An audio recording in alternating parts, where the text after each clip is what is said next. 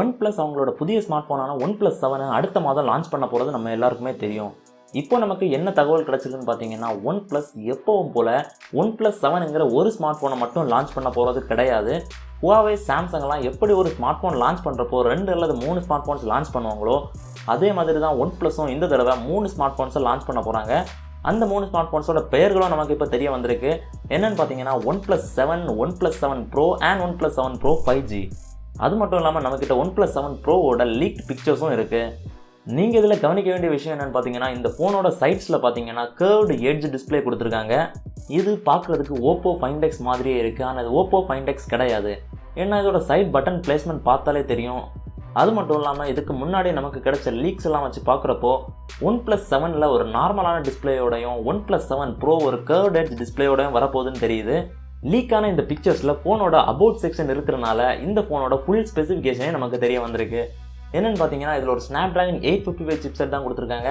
And 8GB RAM, 256GB internal storage, ஒரு 6.67 inches optic AMOLED display கொடுத்துருக்காங்க.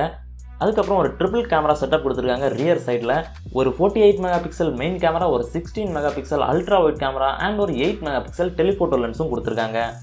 Front facing camera என்ன sensor கொடுக்க போகிறாங்கன்னு இது வரைக்கும் நமக்கு தெரியாது. ஆனால் ஒரு பாப்அப் கேமரா தான் ஃப்ரண்ட் ஃபேசிங் கேமராவாக இருக்க போது நமக்கு தெரியும்.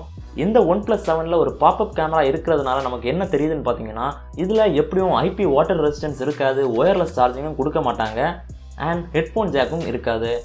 அது மட்டும் இல்லாமல் SD கார்டு ஸ்லாட்டும் இவங்க கொடுக்க போகிறது கிடையாது அண்ட் ஃபேஸ் ரெகக்னேஷனையும் ரிமூவ் பண்ண போகிறாங்க.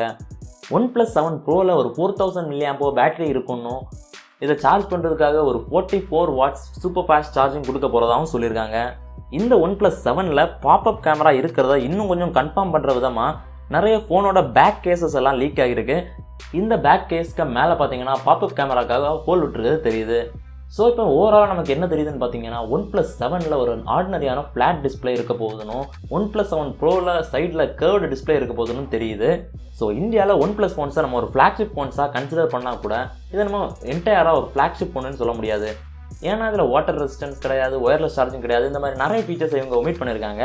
ஸோ இதை நம்ம என்ன சொல்ல முடியும்னு பார்த்தீங்கன்னா, ஒரு midrange smart phone with flagship processor தான் சொல்ல முடியும். உங்கள் கருத்து என்னன்னு கீழே போய் கமெண்ட்டில் சொல்லலாம்.